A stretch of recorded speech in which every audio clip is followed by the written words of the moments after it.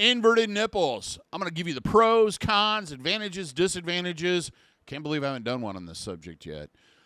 Coming up next on Pros and Cons by a Piercer, Season 2, Episode number 80. For those that are new to the channel, welcome to the Body Piercing and Tattooing channel. Hope you're enjoying the videos. Hope you find them helpful and useful, but you may not know who I am. My name is DaVo. I'm a professional body piercer and have been since 1994. I own and I operate the Axiom Body Piercing Studio located right here in Des Moines, Iowa, inside Skin Kitchen Tattoo. Today what I'm going to talk about is inverted nipples. Inverted nipples are different from the standpoint of they can be a little bit more complicated to pierce, and the end result could be a positive one from the standpoint of they appear more developed afterwards. What happens is, for one reason or another, the nipple almost goes all the way inside the body, almost, well, inverted inside. As far as a placement, it is exactly the same as it is on a regular nipple piercing, right there at the base, just slightly above it, and through the nipple, usually horizontally. Now, I want to cover this before we get too far in. There's basically, I'm going to cover, there's 3 grades of inverted nipples, but I'm going to include underdeveloped nipples. Underdeveloped nipples are nipples that are smaller. They're a little bit more prone to some of the issues that inverted nipples have. They're more prone to rejection, migration, etc. And there's less tissue there to support the jewelry, and that's the main reason. Usually these react just like normal nipples, except they're smaller. Now let's get into the grades. Grade 1, usually it's inverted, but if stimulated correctly, it will come out, pop out, and it pretty much stays out once it's erect. Grade 2, it will become erect, but goes quickly back in and goes hiding.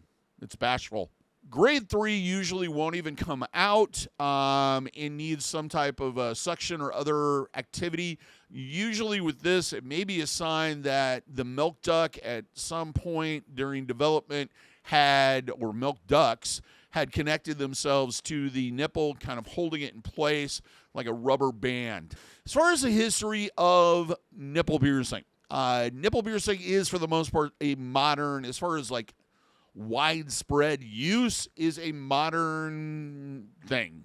There's a lot of lore about female nipple piercings that dates back to the 14th and Victorian era and 14th century and Victorian era, but there is no real documentation for that. One thing we do know for sure is that Native Americans on the Gulf Coast of what is now Texas would pierce their nipples. So it does have some history there with indigenous cultures. Western culture, there's not a lot of documentation. And even at that point in time, there's just kind of limited isolated instances in even the 19th century and the earlier part of the 20th century. It became widely used at the end, probably from about the mid-'80s onward, became a little bit more popular and is even more popular now. Now let's get into the pros, the advantages, the things that make you go, yes, this needs to be in my life. The first one being is that if you have inverted nipples where they want to stay inside your body and not protrude, the piercings will hold them in almost a constant erect state. So they're going to be more visible. They're going to develop more in some cases. Even with underdeveloped nipples, they'll usually increase in size and be a little bit more pronounced. Number 2, can increase sensitivity. Nipple piercings, I always kind of put it this way. It kind of makes them a little bit more active nerve-wise. It's kind of mixed results. So the way to approach it is it may be better, it may not be better, but it's definitely going to be different. Number 3, enhances the look and can boost self-esteem. Nipple piercings have a tendency to kind of draw attention to the area and kind of beautify it. So it's one more thing you do to kind of make yourself feel better about yourself and how you look visually if you find it appealing. Number 4, easy to hide. With these, pretty much is one of those piercings that if you don't want everybody, every Tom, Dick, Harry, George, June, Larry, or whatever, to know you have them, it's easy to hide them. It's easy to wear clothing that is going to conceal that you have these piercings. So it can be a very private thing that you only share with people that are important in your life. Number 5 has a long history of healing. Nipple piercings are one of those piercings that generally will heal. They may take a long time to do that, but they will most likely, if you give them enough time and attention, will heal. Now it's time for the cons, the disadvantages, the things that make you go, no, not going to do that. Number 1, migration and rejection. With underdeveloped nipples in the first 2 stages of inverted nipples, because 3rd stage I rarely will even do without you consulting a doctor, you have an increased risk of rejection. There's no way around it. There's more pressure pulling that nipple back in, so the piercing is kind of fighting to keep it there. With underdeveloped, it has more to do with having enough tissue there to make it harder for your body to push it out than to keep it where it's at. So you are at a higher risk of rejection or migration than normal nipple piercings, even under the best circumstances. Number 2, long healing period. These piercings can take a year or longer to heal. It's just part of the process. You should be prepared for that in advance and be willing to make that commitment because it's going to take a while. Number 3, generally the jewelry will have to be removed if you plan on breastfeeding. Mainly because it's kind of intrusive and kind of dangerous to have a piece of jewelry in a newborn's mouth or an infant's mouth with pieces that come unscrewed or pull off. It's a big choking hazard. So it is one of those things. I've had clients that have worn them all the way through, never had an issue, but they also had to constantly take the jewelry out and put it back in and take the jewelry out and put it back in, which may be a little bit of an added stress generator during that period of time. So do consider that if you're planning a family and it's going to be coming soon, you might want to put this off until afterwards.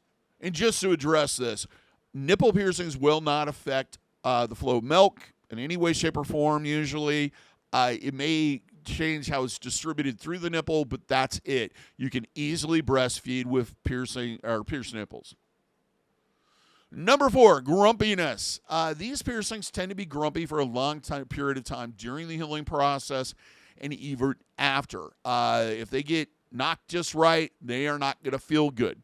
Also, I've had clients that have noticed that during their cycles or when they're getting sick or they're under stress, sometimes these are a little bit more uncomfortable and grumpy for a short period of time immediately afterwards. So take that into account. It's not uncommon for that to happen. Number 5, can close quickly.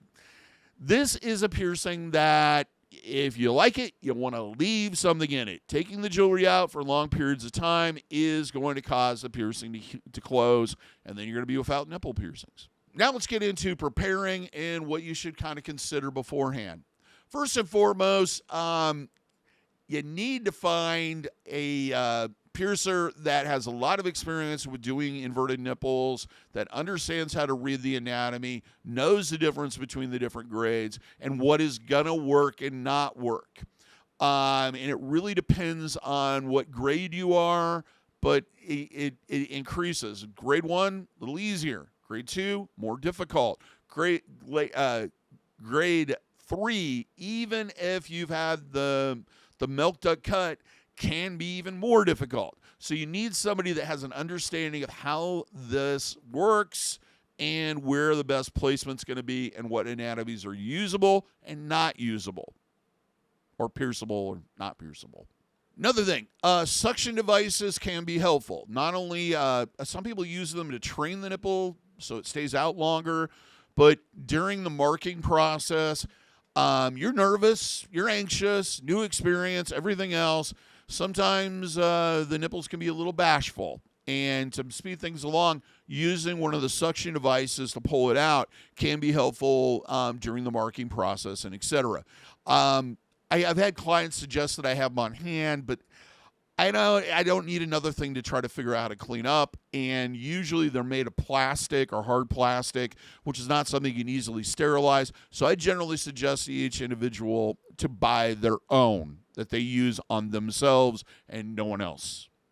Of course, the piercer should be professional, well experienced, willingly give consultations, answer any questions you have, cover some of the basics of the piercing, be helpful in picking out jewelry, and have a vast knowledge of piercing and the passion for it. They should also give clear aftercare instructions, both written and in writing, and be available for any questions you may have in the future. Jewelry should be biocompatible and of high quality. Standard with this is straight, standard barbells. They should be internally threaded, not externally threaded. For those who don't know, internally threaded, the ball has a piece of threading that comes off of it that threads into the post, kind of like a screw. Externally threaded, the ball is like a nut, and the post itself is like a screw, and it screws onto the post. The reason why I say internally threaded or threadless, you can use threadless with these too, is because externally threaded is kind of become, internally threaded has been the standard since the 90s, late 90s. There is no reason why anybody would be stocking externally threaded unless they really just aren't willing to invest in good jewelry. It's a sign that you're in the wrong studio, basically. Now, this piercing will demand a lot of isolation. It's going to change how you sleep. You don't want to sleep on the piercing at all during the healing process. Also, the other thing with nipple piercings, you don't really begin to realize how often your nipples touch things and the world around you until they're pierced, because it'll constantly remind you. And it's kind of training you to keep things away from your piercing. Cross-contamination prevention. This is some common sense things like washing your hands before you handle it, no oral contact, no exchange of bodily fluids, keeping your environment clean, clothing, bedding, towels, not submerging the piercing in bodies of water you can't control the quality of. If any of those things are coming up in your near future or maybe a problem, you need to consider that before getting the piercing, or maybe plan around things or activities that may be a problem. And understand, like I said earlier, this can take over a year to heal. So it's really something that you need to consider beforehand and that commitment. Usually with this, we're going to pierce with jewelry that's a little too big, and that's to allow for inflammation, swelling. You are going to want to downsize these. Usually I suggest about 6 to 8 weeks. And the reason being is having that longer barbell in there means more movement, means more discomfort, more agitation. Also, it can cause this kind of lever effect where there's too much pressure on one side or the other, forcing the nipple or the jewelry against the piercing outward, and that can cause issues. So talk to your piercer about that, and make sure to do that downsizing. Clothing-wise, I always say supportive but comfortable. You want to kind of eliminate any sway or movement of the breasts during the healing process, especially the first couple of weeks, because it's uncomfortable.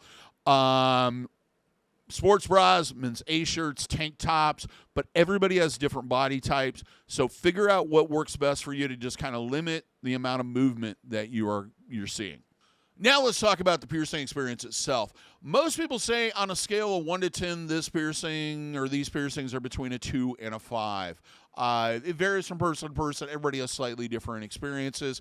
You may find or notice an increase in the discomfort on the second one. That's kind of because your nervous system's telling you you did that once and you shouldn't, and now you're doing it another time and you really shouldn't. If you do it a third time, I'm going to make it hurt more. So, basically, it's not terrible. You can live through it, and it's kind of a short period of time that you're going to feel pain for a lifetime of enjoyment. Now, usually I'll go through a consultation covering aftercare, evaluation of the anatomy, options on jewelry, all the stuff that you need to know, or I feel like you need to know before getting it done, cross-contamination prevention, clothing changes, etc. I'll usually do that in a private area because a lot of people don't like to talk about those things in a public area where they don't know who's walking through there and everything else. It's your business and your business only, and the piercers, of course. So if you don't feel comfortable having that consultation in a public space, do not hesitate to ask your piercer to go somewhere more private. Then we have you fill out a waiver, which covers medical issues and etc. And then we start doing our setup. Once we've set up, we will disinfect the area, usually with a surgical scrub, and wait for that to activate. Then clean off the area with some saline, mark it with a marker, usually a surgical marker, or I can never remember off the top of my head the ink that you use with the toothpicks. Somebody in comments will probably make it. But anyway, they mark it with something that's biocompatible and is not going to cause issues. Like if they start pulling out Sharpie markers, go somewhere else. Then, this piercing, in my opinion, should always be done with forceps, mainly because we are taking something, a nipple that normally does not like to sit in an erect state, and holding it there to make sure the placement is correctly done and that the nipple is pierced correctly. When it's done freehand, often I've seen situations where it pierces through the first half of the nipple, and then there's an opening, and then it pierces through the other side. You don't want that. You want everything kind of compressed and where it needs to be so that you know that needle is going exactly where it needs to be. Needle is then injected in and through, depending on what type of setup they're using. They either use a guide pin to insert, or if it's a threaded needle, they just push the jewelry in, take out the guide pin or needle, thread on the ball, which is probably going to be one of the longest parts of the whole procedure, stop any bleeding that occurs, and you're done. Usually this will have a little bit of slight bleeding off and on for a few minutes afterwards. Nothing really crazy that you have to worry about. There might be a little bit of throbbing and aching that can last anywhere from about, some people, up to about 10 minutes. Then it's just going to be tender to the touch. If you bump it, you are going to know it. Healing. Average healing time on these is anywhere from 6 months to a year, during which time I'm going to suggest cleaning twice daily with a sterile saline solution. We like Neomed's Piercing Aftercare. If you can't find that, you can find comparable stuff. Do that twice daily. Also, I suggest rinsing at the end of your shower, kind of sticking your chest out like you're very proud, and then just letting the water flow over the area for about 30 seconds. Basically, with those two things, we're removing the discharge, and that's the main thing we want to do, because we eliminate the agitation that is caused by that discharge when the jewelry shifts or moves. It also doesn't feel very good. But if you feel like you have an obsessive amount of it, see your piercer, have them clean it for you. Don't run to the medicine cabinet and start pulling out everything tipped in cotton, or if a sharp point or some stranger suggested on the internet, and start digging around. You're going to cause problems. Cross-contamination prevention, common sense things. I kind of already went over this. Clean your hands before you handle it. No oral contact. Keep your environment clean. Clothing, bedding, towels, anything that may come in contact with the area. No swimming. Do not submerge piercing in bodies of water you can't control the quality of. I don't care how well treated it is. I don't care if only 2 people use it. It is an open body of water that you can move around in. There are microorganisms in there, and you have an open wound on your body. It can cause an infection.